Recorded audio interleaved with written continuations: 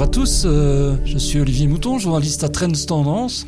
Je suis avec Baptiste Lambert, également journaliste dans ce bon magazine économique. Bonjour Olivier. Bonjour Baptiste, on va vous emmener dans un podcast qu'on a intitulé Le combat francophone. L'idée, c'est de montrer à quel point il est important de redresser économiquement la région wallonne et la région bruxelloise. Et si on va au-delà des slogans qui sont menés par l'actuelle majorité et voir si ça se transforme en fait, Exactement. Voilà. On trouvera aussi évidemment bien d'autres sujets d'actualité à aborder. Mais pour commencer, d'abord, moi j'avais envie de me souvenir de quelque chose. Baptiste, je ne sais pas si tu étais né, mais moi je me souviens d'une vieille campagne du PS du temps de Philippe Busquin. C'était en 1992, ça te souvient? J'étais né, mais par contre je m'en souviens pas. Hein. Ah voilà, Désolé. Moi je suis plus vieux, donc je peux plus expérimenté. En parler. Voilà, on va dire ça comme ça. Le slogan était à la fois interpellant et un peu tragicomique, je dois dire. Cette campagne s'appelait « Dormeur, réveille-toi ». Tout un programme. Il faut se rappeler que le PS, à l'époque, c'était le PS qui venait de sortir de l'affaire Augusta Dassault. On avait assisté à l'assassinat d'André Cols, qui est un des assassinats politiques les plus importants et toujours vraiment pas résolu de l'histoire de la Belgique.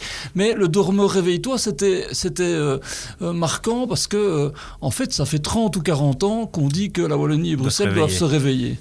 Et on en est toujours, si pas très loin. En tout cas, ça reste de l'ordre du slogan, tu trouves pas? Si. Alors, ce qu'il y a de plus important à travers toutes ces années, ces décennies, en Wallonie et à Bruxelles, c'est singulièrement l'emploi. Alors, on sait toujours que, par exemple, faire correspondre les emplois vacants avec les chômeurs de longue durée, c'est un peu vieux comme la Wallonie et c'est le plus gros défi. Alors. Et si on se retourne sur les grandes réformes de l'Arizona, mais aussi des MR engagés au sud du pays, il y a la fameuse réforme des allocations dans le temps, des allocations de chômage. Qui est une réforme fédérale en l'occurrence. Qui est une réforme fédérale, mais qui est une pierre d'achoppement que le MR et les engagés ont voulu. Ils ont beaucoup communiqué là-dessus. Selon moi, c'est pas cette réforme qui va permettre de faire correspondre les emplois vacants avec les formations correspondantes et les chômeurs de longue durée. Donc là, il faut plutôt aller voir du côté de l'activation. Et là, il y a la réforme du Forum, donc singulièrement du côté wallon, qui peut être intéressante. Mais c'est vrai que pour le moment, on est dans de la communication. Tout doit encore se faire. Alors, qu'est-ce qu'avait promis le Forum? Ils avaient promis d'activer chaque chômeur au bout de 15 jours. OK, tu es au chômage, tu viens me voir. Dans les 15 jours, on trouve une solution ou alors on te réoriente vers des formations pour ces fameux emplois vacants. Et sans ce mécanisme de rapprochement, on pourra mettre toutes les mesures de restriction au monde. Il faudra un moment... Oui, parce que je voyais les chiffres qui... Je n'ai pas été chercher bien loin. C'était dans le discours d'Adrien Dolimon, le ministre-président wallon, en avril dernier. Il disait effectivement... En février 2025, on comptait près de 540 000 demandeurs d'emploi inoccupés inscrits en Belgique, dont près de 250 000 en Wallonie. Et pourtant, il y avait 180 000 emplois vacants. C'est exactement ce que tu dis, en fait. Oui, c'est ça. Mais c'est exactement ça. Donc, c'est faire correspondre ces emplois-là. Mais il y a autre chose. J'ai fait l'entretien il n'y a pas longtemps de Jean Hendricks, qui est le professeur d'économie à l'UC Louvain. Et ça rejoint aussi un autre élément qui était statistique, qui était évoqué par Adrien Dolimon. C'est que 22,3% des 15-24 ans qui se présentent sur le marché du travail sont au chômage. Et ce que Jean Hendricks, c'est un jeune sur 5. Et ce que Jean Hendricks disait aussi, c'est qu'en fait, le gros problème aujourd'hui, c'est le travail des jeunes, plus que le travail des personnes âgées. Oui, alors... Est-ce qu'on y répond là? C'est ça qui est compliqué parce que, et notamment aussi avec la réforme des pensions, on essaye d'allonger donc le temps de carrière et donc ou même de renforcer le travail de fin de carrière. Là, en fait, Jean Hendricks, il nous dit tout l'inverse. Non. Il y a un problème d'emploi des plus de 55 ans, ça c'est clair, c'est statistiquement vérifié. Mais la source, c'est plutôt les jeunes, parce que c'est eux qui vont avoir une carrière de 30-40 ans et qui pourront payer la sécurité sociale. Si je ne me trompe pas, même Philippe Defay disait qu'il y a une contradiction dans les réformes menées. En fait, on soutient le fait que les gens travaillent plus longtemps, que ce soit dans le temps, les années, voire même dans la journée, les heures supplémentaires. Ouais. Et en même temps, on doit remettre des gens au travail, et surtout des jeunes qui n'ont jamais travaillé. Oui, c'est ça. Mais après ça, on y reviendra peut-être plus tard, mais c'est vraiment, est-ce que les réformes correspondent plutôt au marché de l'emploi flamand au marché de l'emploi wallon, mais je propose qu'on le fasse un peu plus tard. De toute façon, la question de fond, parce qu'on parle de redresser la Wallonie, on sait que c'est ce fameux taux d'emploi. Alors le taux d'emploi, on parle d'un taux d'emploi à 80% en 2030, c'est l'objectif. En Wallonie, on est même dans certaines régions ou sous-régions à 50-55%. Ouais.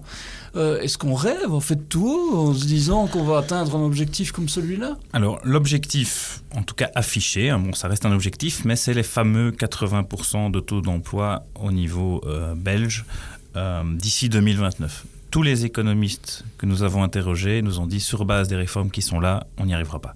Voilà, au travers des différents articles qu'on a pu faire sur le sujet, ça c'est clair. Alors, il y a aussi toutes les grandes institutions, la BEI, la Banque nationale, le Bureau fédéral du plan, tous ne voient pas. J'ai quelques chiffres, j'ai été recherché dans le Conseil supérieur de l'emploi qui a remis un rapport là, fin juillet. Alors, selon ces chiffres, on est à 72,3% de taux d'emploi pour le moment. En 2027, on sera à 73,7%. Donc voilà, bien loin des 80% de taux d'emploi, même si c'est en 2029. Dans ces 3 années-là, donc de 2024 à 2027, ça fait 100 000 emplois créés. 100 000 emplois, c'est le nombre d'emplois qu'on a créés sur une année en 2021 et 2022. Voilà. Alors que pour arriver à 80% de taux d'emploi, il faudrait créer 550 000 taux d'emploi. Mais voilà. Quand j'entends tout ça, je me dis, est-ce que on n'est pas à une révolution culturelle à mener ? Parce qu'en fait, on dit toujours qu'on va valoriser le travail, qu'il faut... Mais quand je vois les jeunes, ils ont quand même un rapport difficile au travail. De manière générale, les vrais enjeux, alors c'est fédéral, mais c'est effectivement la lutte contre le chômage de longue durée et encore plus contre les malades de longue durée. Est-ce qu'on n'a pas un vrai problème avec le rapport à l'emploi et à la création de richesses dans ce pays, en fait ? Si, clairement. Après, c'est les deux faces d'une même pièce aussi, mais ce qu'on peut dire, c'est que le politique pourra mener tous les politiques qu'il veut, ça reste les entreprises qui créent les emplois. Voilà, pas le monde politique. Et là, qu'est-ce qui est important, en fait, c'est le contexte économique. Et c'est ce que je disais, donc le contexte ici international, ça ne surprendra personne, est compliqué, le contexte économique. Et en 2021-2022, en pleine relance, on arrive à créer 100 000 emplois par an. Est-ce que c'est grâce aux réformes de la Vivaldi ? Ou alors c'est juste que le contexte ici économique est compliqué ? Au-delà de ça, on ne peut pas non plus dire aux politiques ne faites rien, évidemment. Donc il faut... Et c'est ce qu'on... À chaque fois qu'on sonde, toi et moi, les entrepreneurs de ce pays, ils ne veulent pas vraiment des subsides ou des aides indirectes, les fameuses aides aux entreprises. Ils veulent un cadre. Ils veulent qu'on simplifie tout, qu'on leur foute la paix, en fait. Voilà. Ouais. Globalement, c'est ça. C'est de dire, laissez-nous, la seule chose que nous, on sait faire, c'est entreprendre et gérer notre business. Donc, laissez-nous le gérer. Il y avait, j'ai cité aussi, toujours dans la déclaration de Delimont, il citait Churchill qui disait « On considère le chef d'entreprise comme un homme à abattre ou une vache à traire. Peu voit en lui le cheval qui tire le char. » Au Wallonie, c'est ça, en fait. Oui, mais c'est ça. Donc, en fait, ils demandent à ce qu'on leur facilite la vie, au niveau administratif, par exemple, au niveau des permis. Enfin, voilà, ça revient à chaque fois. Au niveau fiscal aussi, donc pas des aides directes, mais qu'on facilite la première embauche, etc., des mesures comme ça. C'est vraiment ce que le secteur demande. Et oui, favoriser l'entrepreneuriat, on a l'impression d'enfoncer des portes ouvertes, mais c'est ce que je disais au début. Ce n'est pas le monde politique qui crée les emplois, c'est l'économie, c'est les entreprises, c'est la richesse. Et donc, c'est vrai qu'à ce niveau-là, c'est le rôle du politique de créer un climat favorable à l'entrepreneuriat. On dit souvent que l'économie est résiliente et en Wallonie, ça a souvent reposé sur l'emploi public, en fait. Alors, ça ne veut pas dire qu'il ne faut pas créer des emplois dans les services publics, mais c'est un peu l'arbre qui cache la forêt. C'est-à-dire qu'on vit à coups de subsides, d'aides, et on maintient artificiellement des gens au travail. Quand je dis artificiellement, c'est en tout cas avec de l'argent qui vient de la solidarité ou de la répartition des richesses, pas de l'argent d'une richesse qui est créée. Ça, c'est un des problème, enfin il faut faire attention aux mots qu'on utilise, mais c'est clair que le secteur non marchand en Belgique, et singulièrement à Bruxelles d'ailleurs, et aussi en Wallonie, pèse énormément dans le nombre d'emplois, dans le PIB de ce pays. Alors là, c'est un changement de modèle, comme tu disais au début, une révolution culturelle. C'est celle qu'est en train d'essayer de mener le MR sans doute et les engagés actuellement, mais est-ce qu'ils vont y arriver et est-ce que c'est possible ? Voilà, on ne change pas de système. Et les investissements du privé n'arrivent pas comme ça par magie. Enfin, voilà, la richesse, c'est de nouveau créer un climat sur le long terme. Voilà. Est-ce que la difficulté, alors je le dis comme ça de manière un peu caricaturale, mais c'est qu'il faut mobiliser toutes les forces vives en vue d'un objectif. Parce que parfois, on se rend compte que, par exemple, la majorité actuelle, le MR engagé, elle est assez polarisante, surtout dans le chef d'un Georges-Louis Boucher, par exemple. Hein. Ça a fonctionné en campagne électorale, ça lui a permis d'obtenir ces fameux 30%, mais en même temps, ça braque des gens aussi. Or, est-ce que l'objectif et la nécessité en Wallonie et à Bruxelles, on en parlera sans doute une autre fois, mais c'est pas de mobiliser toutes les forces vives en vue de cet objectif-là. Est-ce que c'est le cas aujourd'hui ? Mais disons que attention de ne pas tomber dans le slogan. Donc, et là, pour le moment, moi je vais être assez dur, mais au sud du pays, le MR et les engagés, pour l'instant, on est beaucoup dans la communication. On est beaucoup dans le slogan. Alors, ça ne veut pas dire qu'il ne faut pas secouer et changer de paradigme comme ils sont en train de le faire, et ça peut être salué, hein, mais après, il faudra aller plus loin que les annonces. Et pour l'instant, allez, on est quoi, 1 an de gouvernement, il y a eu des grandes annonces. Mais il n'y a pas encore de traduction dans les faits de ces réformes. J'en parlais de la réforme du Forum. On attend encore de voir, au jour le jour, comment ça va se passer. Pour l'instant, il n'y a encore aucun résultat. Et ça, le MR et les engagés, c'est aussi une critique que j'entendais qui est assez justifiée au niveau de l'emploi, encore une fois. Ok, on peut durcir les règles. Ok, on peut durcir les règles au niveau fédéral ou au niveau de l'activation, au niveau des régions.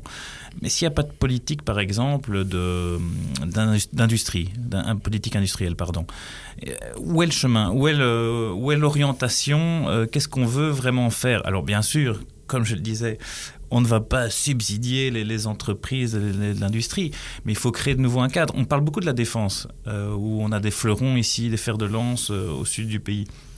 Eh bien, la défense, où est le chemin pour capter les 5% de PIB de dépenses dont on a décidé ? Pour l'instant, il y a eu une seule réunion entre Théo Franken et Adrien Delimont. J'y étais à la conférence de presse. Voilà, ils se sont serrés la main, les sourires étaient très grands et très très larges. Mais il faut aller à l'étape d'après. Et donc, c'est pas un... Mais j'avais reçu Adrien Delimont, le ministre-président wallon, dans un train talk 1 an après son entrée en fonction.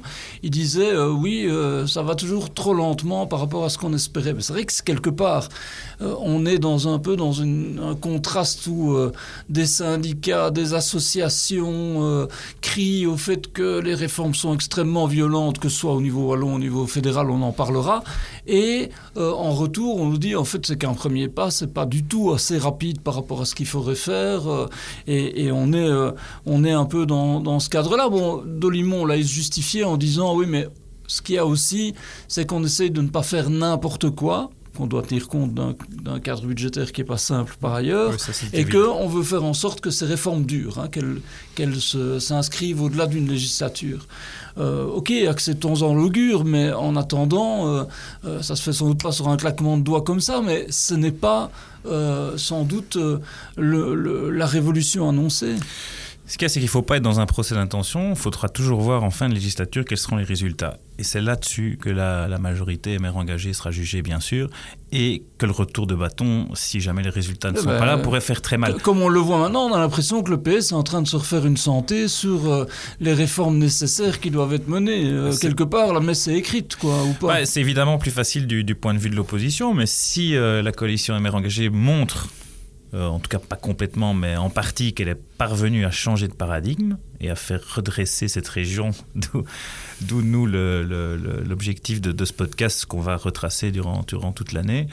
Mais elle aura réussi son pari, mais évidemment c'est dur. Pour l'instant, on est aux annonces. Et ça soulève des contestations évidemment dans la rue parce que ces annonces elles sont fortes. Ça on peut pas le nier. Oui, et aussi au niveau fédéral, on a fait ensemble un dossier de couverture d'ailleurs pour Trends Tendance qui pose la question, est-ce qu'on va vers une flamandisation de la Belgique ? C'est bien une question. Enfin, évidemment, la poser, c'est déjà tout un discours. Et on est vraiment dans cette question-là, que là encore l'opposition francophone exploite bien. Est-ce que la réforme du chômage, peut-être moins la réforme des pensions, mais est-ce que la réforme fiscale, est-ce que tout ça, on est en train de servir les intérêts d'une Flandre qui va continuer à triompher alors que nous, on rame? Alors, il faut faire attention évidemment au discours qu'on communautariserait. Je sais pas si. Communautariserait. D'ailleurs, Geert Noels, dans notre dossier, l'économiste flamand, dit cessons de communautariser tout. Ben, voilà. Oui, et en même temps, ça l'est. Et Thomas Dermine m'a fait remarquer, donc bourgmestre de Charleroi et PS, donc dans l'opposition, il faut évidemment prendre des pincettes, mais il m'a fait remarquer, et je ne pense pas qu'il ait tout à fait tort, pour être très précis. C'est la réforme des allocations dans le temps de chômage. En fait, elle correspond surtout à un marché du travail en surchauffe. Et ce marché du travail, c'est en Flandre. Pourquoi ? Parce qu'en Wallonie, déjà, on a un nombre important de chômeurs, mais en plus, des gens totalement écartés de l'emploi depuis des années. Et on dit souvent dans les entreprises on ne le dit pas tout haut, mais qu'on est convaincu qu'ils ne reviendront jamais, en fait. Et voilà, et donc, si vous voulez, c'est une réforme qui est ciblée, qui est calibrée pour un marché, oui, de l'emploi, comme je le disais, en surchauffe, ce qui n'est pas totalement le cas de la Wallonie avec le chômage de masse. Au-delà de ça, il y a la réforme du marché de l'emploi, et là, on l'avait évoqué tout à l'heure, c'est les flexi-jobs, la facilitation des heures supplémentaires, l'aménagement des fins de carrière, où on permet de travailler un peu plus longtemps. C'est que ça, en fait, c'est vraiment renforcer en fait de ceux qui travaillent, ceux qui bossent déjà, au détriment de ceux qui sont en dehors du marché du travail.